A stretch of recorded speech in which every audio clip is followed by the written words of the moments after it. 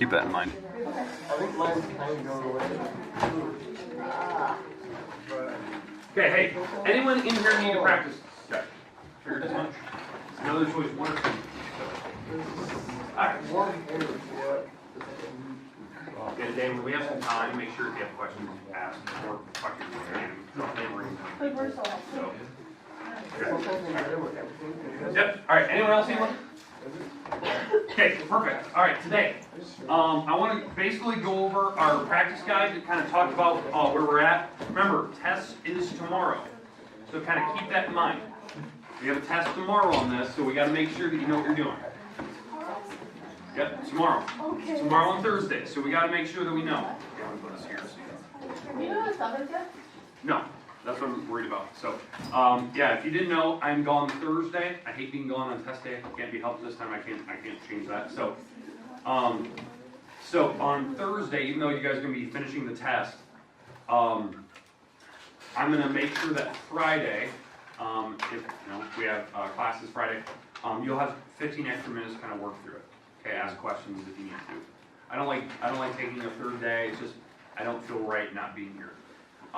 The week after, remember, next week we have MAPS testing. Okay, so just kind of keep that in mind. MAPS testing is coming up, and I want to make sure that we are kind of ready to go for that. Okay. All right.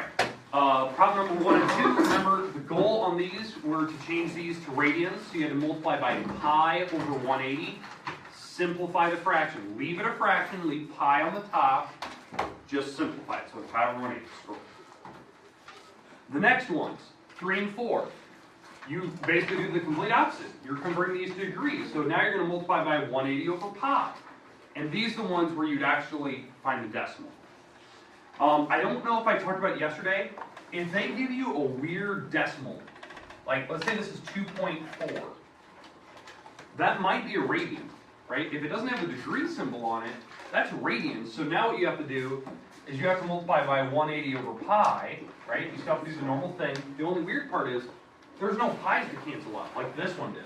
I think we did the second one yesterday, right? Where you multiply by 180 over pi, and you cancel out the pi's, and then you go from there.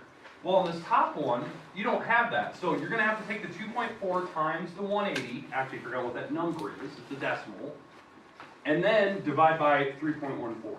And that should give you your radians. You don't need to leave it a fraction. Or that should give you your degree, sorry. That should give you your decimals. You do not need to leave it a fraction because degrees can be in decimal form. Radians, we typically leave them as fractions, typically.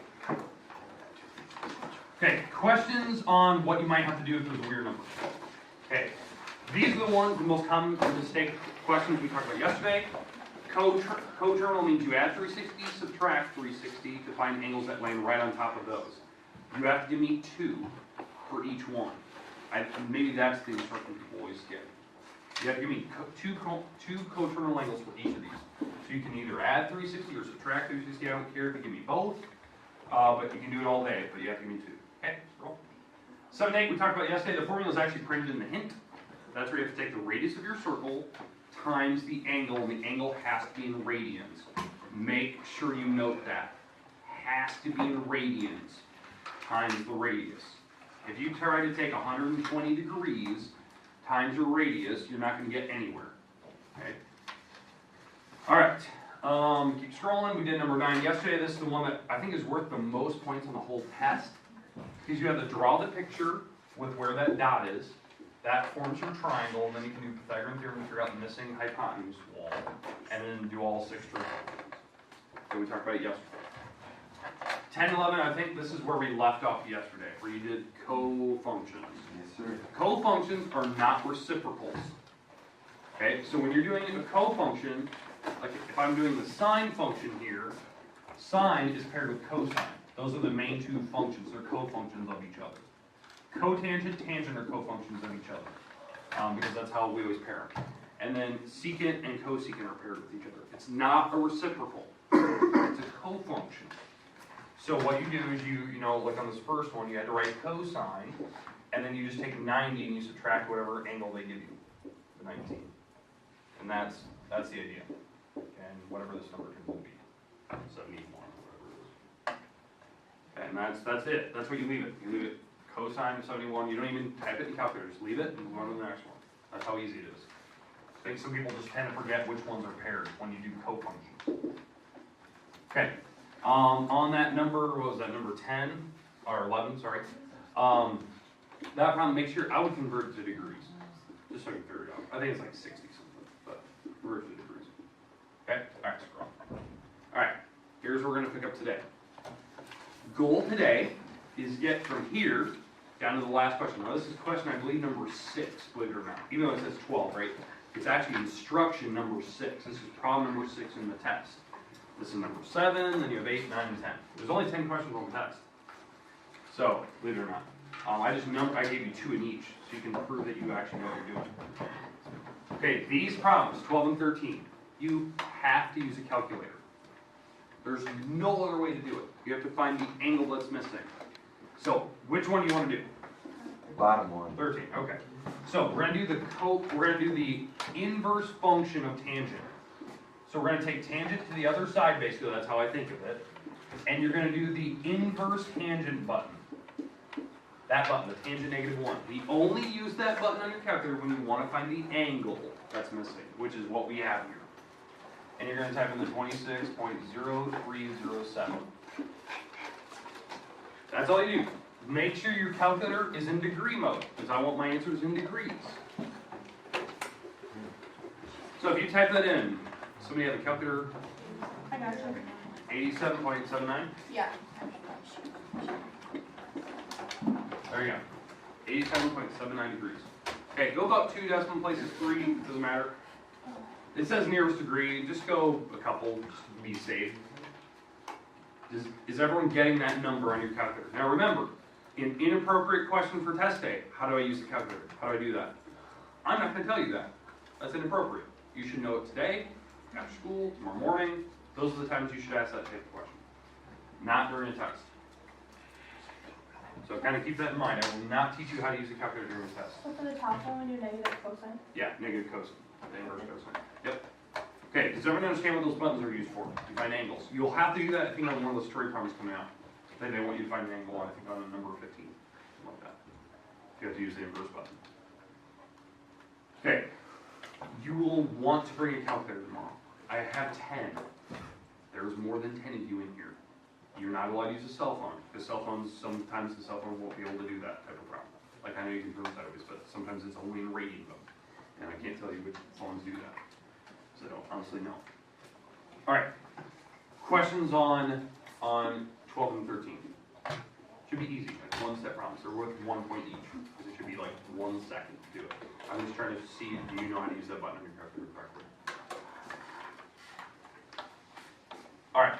Moving on, please scroll. All right, now I'll give you the option, 14 or 15. Story problems, you're going to have something like that on the test. I'll provide you the picture. You just have to find the missing part. You have to use SoCalTello to do. Oh, hey, can you scroll down real quick? I forgot. On 12 and 13, I don't think I did this, but if I gave you a reciprocal, let's say I give you the secant button. Like secant is 2.7. I don't know. Let's say it's that. Right? I don't think I did this, but if I did, what I would do personally is I would change this to be cosine, because that's the reciprocal, right? Then what do we have to do to this number? Exactly, 1 over 2.7. Ooh. That's the problem I would actually do. I would use the reciprocal, because you don't have the secant button on your calculator. So, I would do the reciprocal function, and that's when I would do the inverse cosine button of 1 divided by 2.7. And I would actually put that in parentheses on your calculator and hit enter. And if you don't have the luxury of having a scientific calculator, you can use parentheses. Maybe you should take 1 divided by 2.7 first to figure out what that decimal is. Then you can take the inverse cosine of it. Okay, that's how I would do that problem. I don't know if I gave you one of those. I just want to be prepared if I did. Because I don't think there was any in the homework to do that. Alright, 14 or 15, is there a certain one you'd like? 15. 15, roll up. Sorry, just quick on the draw. Okay, so we have a Washington Monument, it's 555 feet tall. We're standing a quarter mile away, it's a long ways away, and we want to know the angle looking to the top of that thing. So it's called an angle of elevation when you look up, elevate, right? So I want to find that angle. So what I would do, when I start this problem, I label what the walls are compared to my angles. So like, what would that wall be called? Opposite. Yeah, that's the opposite wall. Opposite wall is always across from your angle. What is this wall called? Adjacent. The adjacent.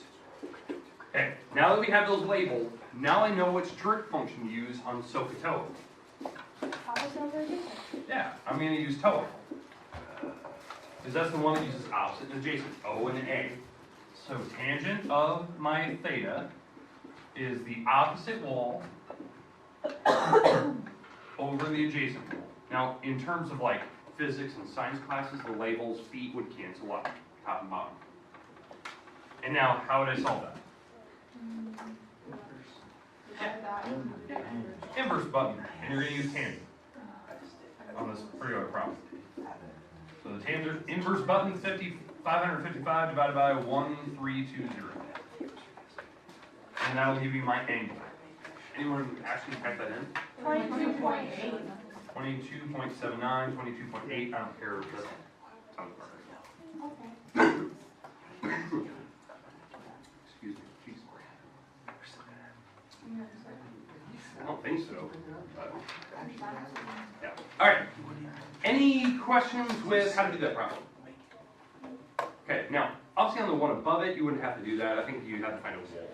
So you'd have to do just normal SOHCAHTOA problem, figure out the missing variable. How do we do that?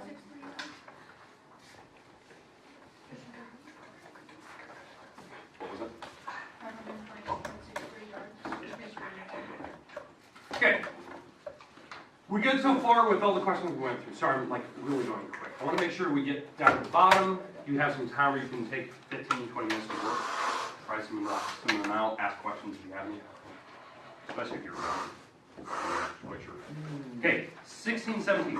These are easily worth the second most points on this test. It's kind of like number 9. Number 9, you have to draw a picture. These you also have to draw pictures and find the missing parts and draw it. So, which one do you prefer to draw? Both. Well, you can only pick one. Let's do number 17. Which one? 17. Raise your hand if you want cosine. Raise your hand if you want tangent. Just 17. Just like take rock, paper, scissors, It's a bowl. What one's harder? 17. This is Yeah, 17. that's the one we want. Okay. Alright. So, we're going to do 17. Sorry, it's the more challenging one. Alright. We have to figure out where to draw this. You don't know right away. All I know is tangent's negative. There's only 2 spots tangent could be negative. This is the chart you're going to look at. I'll have it on test day. It'll be actually on the marker board. All trig functions are positive in this quadrant. It's called the positive negative sign chart.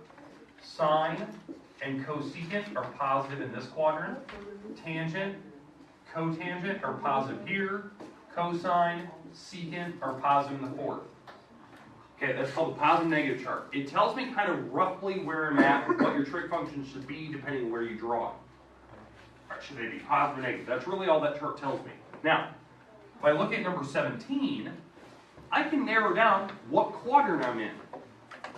Because tangent's negative, so I know that I either have to be here or here. Because tangent would be positive in these two, because everything's positive here, or tangent's positive there. And I have to look at the second little rule. Sine is bigger than 0. That means it's positive. That's just a fancy way of writing it. So if sine is positive, which quadrant am I in? All true. 2. Ooh. Tangent turns out to be negative, sine turns out to be positive, so I have to be in the second. That's how I'm going to draw it. I'm going to draw it like this. I'm going to draw the triangle in the second quadrant, and we always bring the triangle back to the x-axis. So repeat that, to the x-axis. There you go. All right. The angle is right at the origin, like normal. Now all I need to do is fill in the numbers. The numbers that I'm going to fill in this triangle are actually right here. Tangent stands for opposite over adjacent. That's what TOA stands for, right? Tangent, opposite over adjacent. Now, which number is negative? the 3. Now I know you're probably looking at this going, well, they had negative on the 2. It doesn't matter. It can go top and bottom.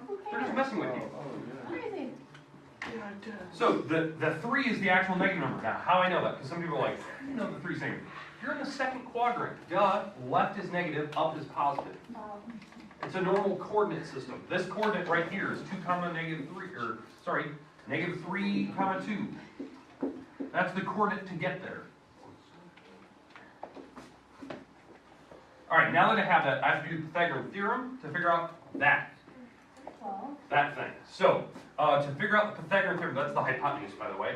So it's 2 squared plus the negative 3 squared equals c squared. This is 4 plus 9 equals c squared, and this turns out to be 13. So I take the square root of that. So that is the square root of 13. Now, is that positive or negative? Positive. It's a hypotenuse. It should always be positive. All right. Yes, it's not. Well, Is it iPad? time to pack it up. Just wait. Wait it out. Hey, it's back. All right. Ah. It moved though. All right, hey, good work. All right. So, we figured out the square root of 13. You have to do the Pythagorean theorem. That's what you have to do on number 9. You have to do the same thing. You have to draw the picture, do the Pythagorean theorem, figure out the missing wall. Now we have to read off all the rest of the trig functions. And this is the part where all the rest of the points come from. Now, to do that, we already have 1. So I just need sine, cosine. We already have tangent, so tangent's already provided to you. You should know that one. It's negative 2 over 3. But we have to find cotangent, secant, and cosecant.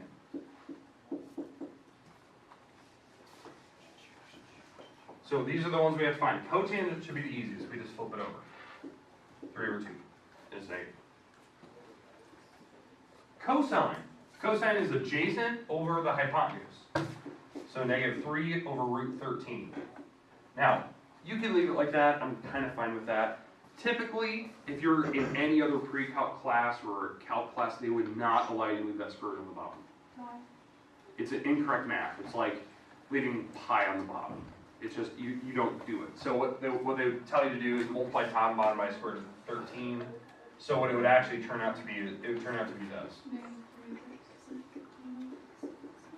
When you multiply the top and bottom by square root of 13, it turns out to be negative 3 root 13 over 13. I don't care if you want to leave it like this, because you have, this thing is hard enough as it is, just leave it.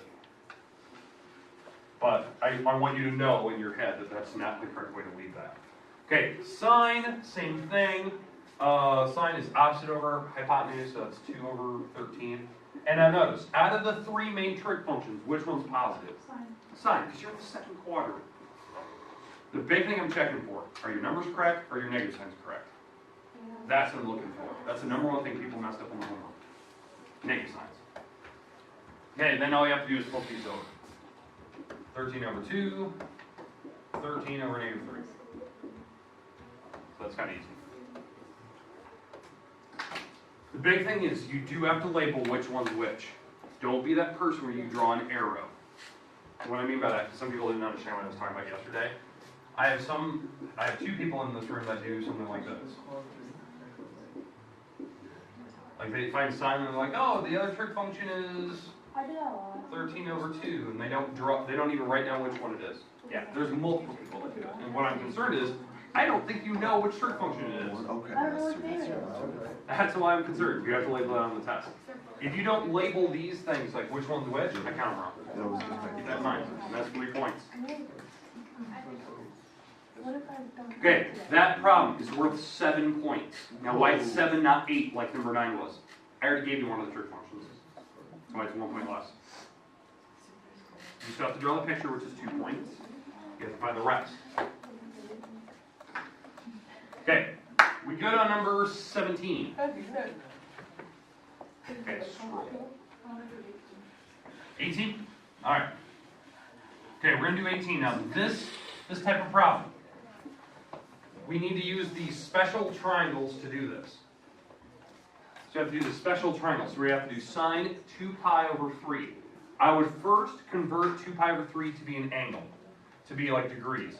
So 2 pi over 3, We're gonna multiply that by 180 over pi, because that's how we convert it back to degrees. The pi's would cancel. This turns out to be 120 degrees. It's 120 degrees. Now, that is, what I'm doing is I'm doing the sine of 120. So, sine of 120. Now, what that is, we have to draw that angle. So, we have to figure out what quadrant is 120 degrees in. It's in 2. It's over here. So I draw my triangle, and it always goes to which axis? X-axis, that's what we repeated a lot.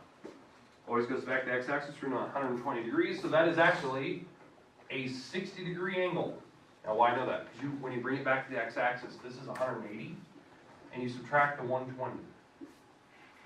That's how you know it. You always bring it back to the x-axis. So now, this is a 30, 60, 90 triangle. So I can fill in the numbers. Opposite of 30 is a 1, opposite of 60 is 3, the opposite of 90 is 2. Those triangles will be on the board. And which number is negative up there? 1. So now that you have the triangle set up, we have it drawn in the right quadrant, you have the negative signs plugged in, you know what the numbers are. You have to rattle off what the sign is. The sine of 120 is the sine of 60. So the sine means opposite over hypotenuse. Yeah. So sine of 2 pi over 3 is root 3 over 2.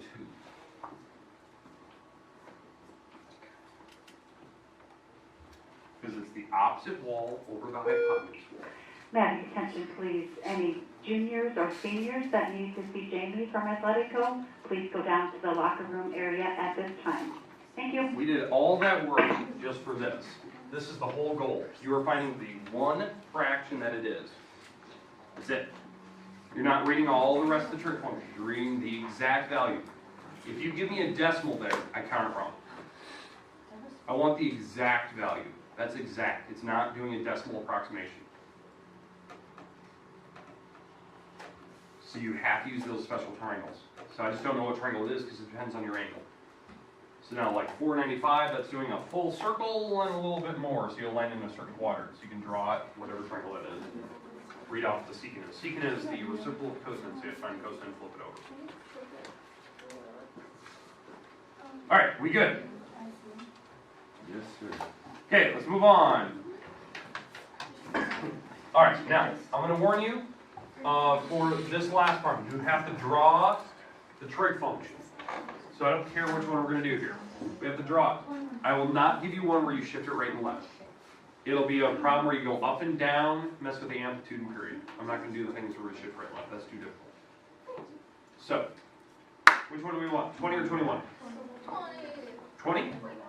Okay. I heard 21, but 20 was already called first. All right. So 20. So cosine, we're shifting it up 2. That's what the plus 2 is. So that means I'm shifting it up 2. So this is where the center line is. So my 4 hash marks are going to be over that. The amplitude is 3. That means I'm going to hit 3 above this, 3 below this. So I'm going to hit -1 for sure. And I'll hit, what, 5? Above? Now, I got to figure out the actual hash marks going across. Normally, what do we go out to? 2 pi. That's normal for cosine, or in sine and cosecant and secant. But we have to divide by the number in front of your x. What is the number in front of x? 2 pi. So when we divide this by 2 pi, you get 1. So this number is a 1. That means this is half, fourth, 3/4.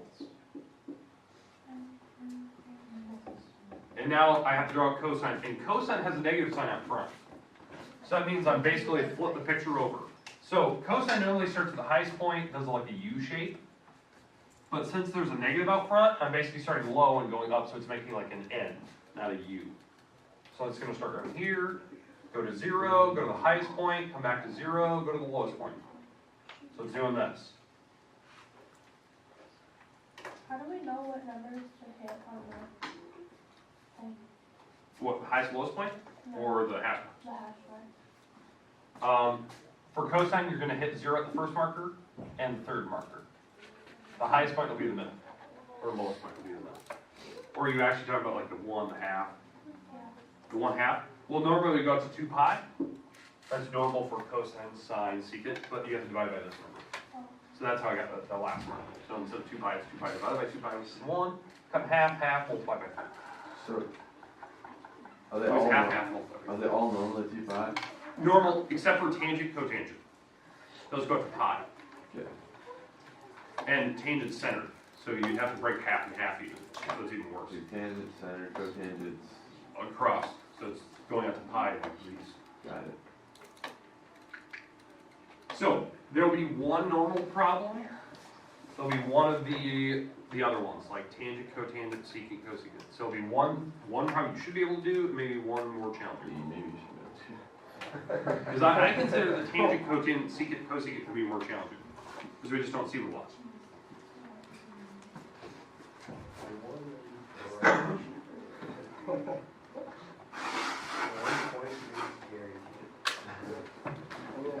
Okay, questions? All right, rest time is yours today. You can work at your own pace, you can ask questions. If there's a certain problem you'd like to go over today, like you're not comfortable, like any graphing problem or any certain type, I'll make up another example so you can see it. But test is tomorrow. So you gotta be mentally prepared for that.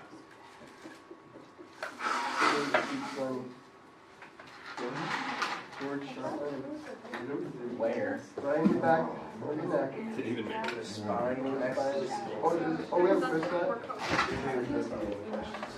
set?